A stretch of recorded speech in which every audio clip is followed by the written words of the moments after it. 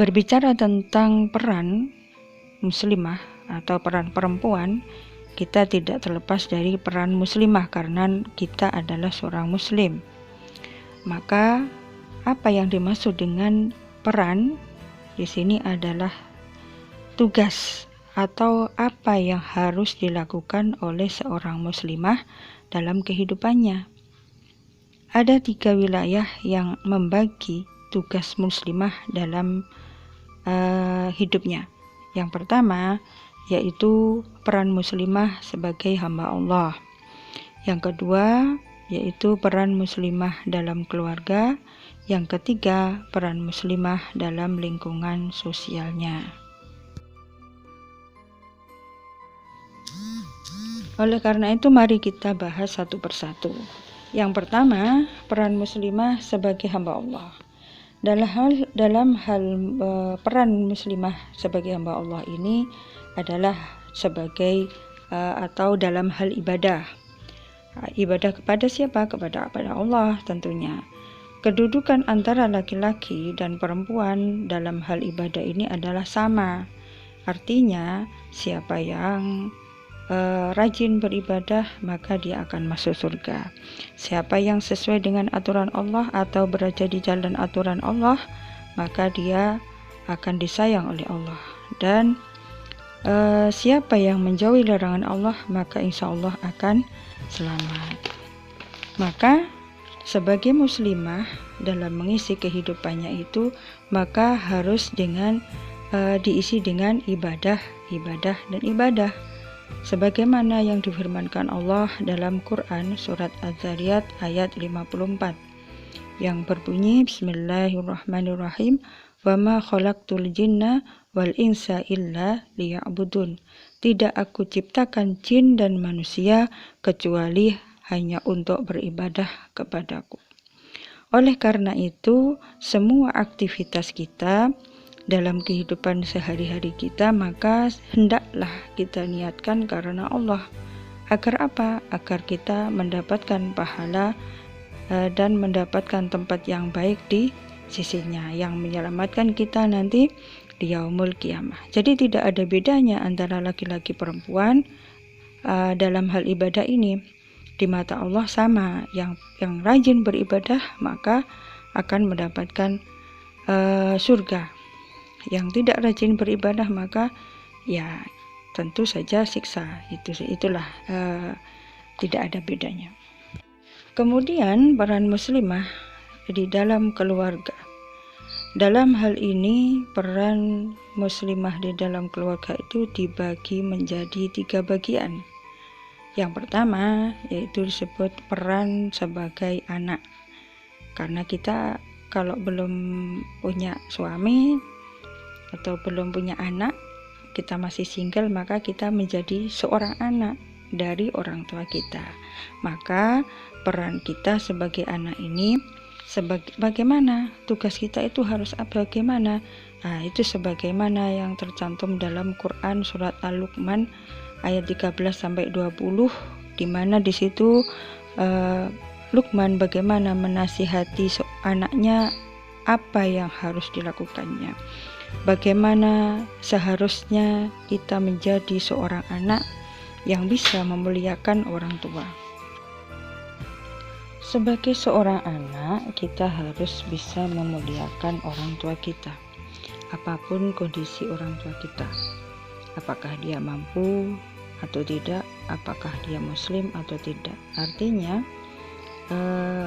apapun kondisi orang tua kita, kita harus memperlakukannya dengan baik, memperlakukan sama. Artinya meskipun beda agama misalnya, kita harus berbuat baik kepada keduanya. Kenapa? Karena mereka telah berjuang tanpa kenal lelah. Artinya mereka telah memelihara kita, mendidik kita, mengasuh kita, membesarkan kita tanpa kenal lelah, sehingga kita bisa menjadi seperti saat ini.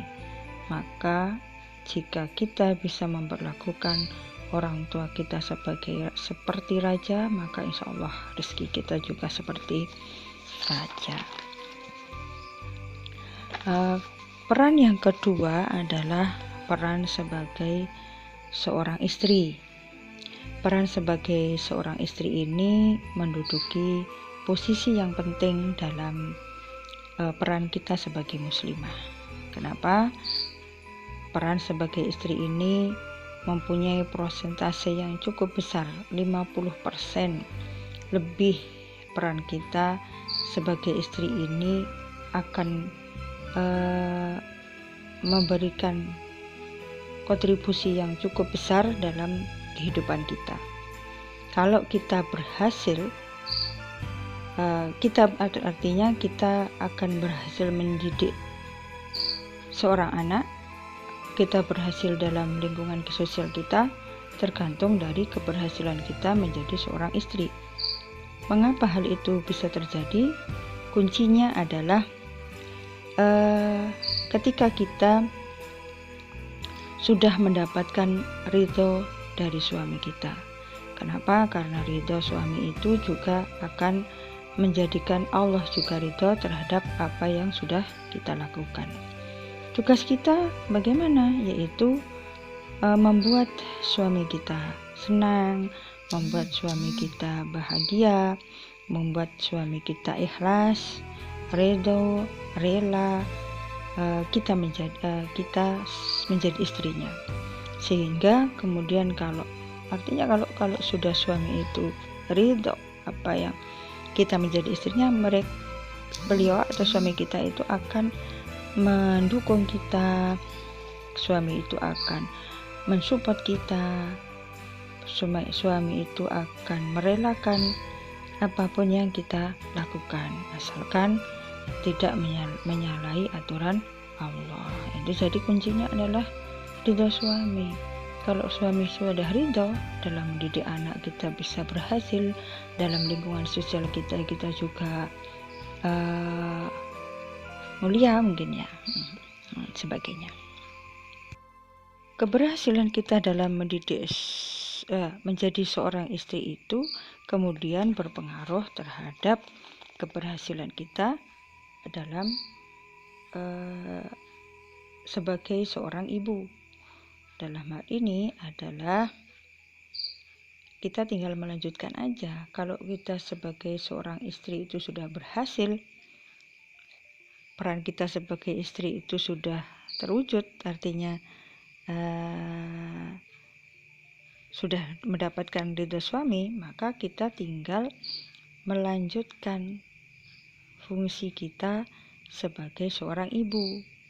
Apa itu? Yaitu melahirkan generasi-generasi yang bisa memperjuangkan Islam, generasi-generasi yang peduli dengan lingkungan, generasi-generasi yang memperjuangkan kebenaran. Nah, bagaimana caranya? Dengan belajar dan terus belajar menjadi seorang ibu, belajar dan terus belajar menjadikan keluarga itu adalah keluarga yang sesuai dengan tuntunan Allah dan Rasul-Nya. Sebagaimana yang sudah dicontohkan di zaman Sahabiyah, siapa itu? Asma binti Abu Bakar. Asma ini mempunyai putra bernama Abdullah bin Zubair. Abdullah dididik oleh Asma sehingga pernah menjadi seorang khalifah dan memimpin selama 9 tahun. Pada waktu itu Asma berusia 90 tahun. Apa yang dilakukan oleh Abdullah bin Zubair? Abdullah bin Zubair ini selalu minta nasihat kepada ibunya. Kenapa? Karena ibunya lebih tahu. Abdullah bin Zubair menganggap bahwa Asma ini adalah pintu surganya, artinya bisa dijadikan sebagai tempat curhat, bisa dijadikan sebagai tempat minta nasihat, bisa dijadikan sebagai tempat minta perlindungan dan sebagainya. Sehingga kemudian Kalau sudah seperti itu, berarti seorang ibu bisa dikatakan sudah berhasil mendidik atau menjadikan perannya sebagai ibu itu berfungsi dengan baik. Tidak seperti anak-anak sekarang, Kak, yang seperti yang sudah kita lihat itu kebanyakan mereka kepada ibunya memperlakukan hal yang mungkin bisa dianggap tidak baik lah ya. Mereka kemudian tidak lagi menjadikan ibunya itu tempat curhat. Curhat mereka itu bukan lagi kepada orang tua atau ibu. Curhat mereka itu kepada HP, YouTube, Facebook, temannya, dan sebagainya. Peran muslimah yang ketiga, yang tadi yang ketiga artinya tugas kita sebagai muslimah, yang ketiga adalah muslimah di lingkungan sosialnya. Tugas atau fungsi atau peran kita di dalam lingkungan itu adalah menjadi pengemban dakwah.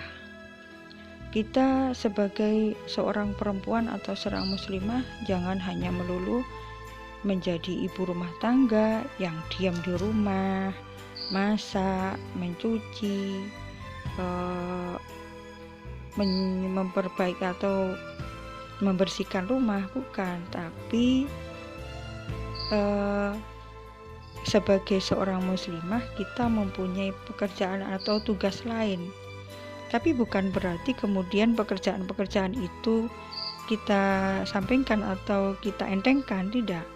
Kita mempunyai tugas lain setelah tugas-tugas rumah itu selesai, yaitu sebagai pengemban dakwah. Kita harus bisa melihat, memperbaiki, dan membuat lingkungan kita itu baik-baik saja.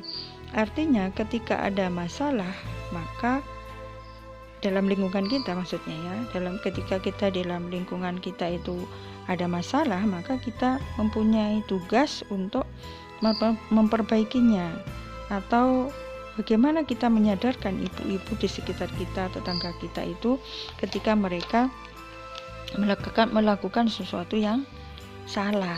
Nah, jadi bisa saya contohkan mungkin apa yang terjadi saat ini.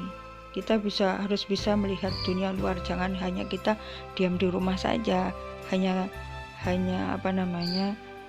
setelah selesai pekerjaan kita sebagai ibu rumah tangga kemudian lihat TV, kemudian nyantai-nyantai. Cobalah kita keluar, melihat lingkungan kita, melihat sosial kita, bagaimana dunia luar itu, apakah apa yang terjadi.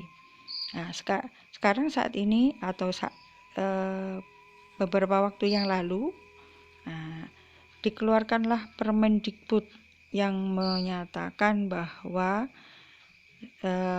seks atau hubungan antara laki-laki dan perempuan itu kalau suka sama suka boleh. Nah, ini kan masalah. Apa kita mau diam saja? Apa kita mau biarkan itu?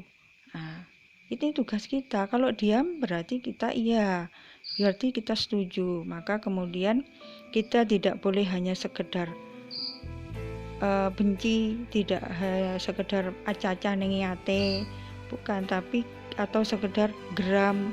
Nah, kita harus bertindak. Bagaimana tindakan kita adalah, atau tugas kita adalah menyadarkan lingkungan kita bahwa, atau menyadarkan anak-anak kita, saudara-saudara kita agar hati-hati, jangan sampai terbawa arus yang semua itu boleh-boleh saja. Jangan sampai kita terbawa arus oleh hal-hal yang menyatakan bahwa itu biasa-biasa saja.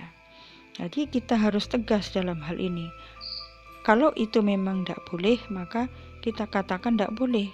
Kalau itu haram, maka kita katakan haram. Maka kalau itu dilarang, maka kita katakan itu dilarang. Kalau itu dosa, maka kita katakan dosa. Maka Dalam hal ini tugas kita adalah menyadarkan lingkungan kita agar hal-hal yang seperti itu tidak terjadi atau tidak menimpa kepada anak cucu kita, tetangga kita, saudara-saudara kita, dan lain sebagainya. Maka kemudian kalau dalam hal ini berkaitan dengan zina, maka azab itu akan menimpa semua orang yang berada di lingkungan kita, berada di lingkungan atau berada di sekitar orang yang melakukan dosa tadi. Maka kalau kita diam, maka ya kalau diam kita mendapat azab juga, gitu kan. Seperti yang sudah dicontohkan atau sudah terjadi beberapa waktu yang lalu, kalau bencana itu atau kalau azab itu ditimpakan kepada manusia, segelintir manusia, maka semua orang akan merasakannya. Contoh banjir, kan tidak semua yang kena banjir itu adalah orang yang jahat ya. Gempa, tidak semua yang kena gempa adalah orang-orang yang jahat. Di antara mereka juga ada orang-orang yang baik. Nah, tugasnya kenapa orang baik itu tadi kena? Karena mungkin mereka diam gitu ya. Maka tugas kita sebagai seorang ibu, sebagai seorang muslimah di lingkungan sosial kita adalah ketika ada suatu masalah, maka tugas kita adalah meluruskannya, memperbaikinya, dan sebagainya. Oleh karena itu penting sekali kita mengetahui ilmunya bagaimana, atau mengetahui peran kita sebagai seorang muslimah tadi. Agar apa? Agar kita bisa melakukan hal yang terbaik dalam hidup kita. Kita isi hidup kita dengan ibadah, kita isi hidup kita dengan sesuatu yang bermanfaat, kita isi hidup kita dengan sesuatu yang diridhoi oleh Allah Subhanahu wa Ta'ala, sehingga kemudian kita bisa selamat di dunia dan akhirat. Sekian sedikit yang bisa saya sampaikan, mudah-mudahan bisa bermanfaat. Sekian, wassalamualaikum warahmatullahi wabarakatuh.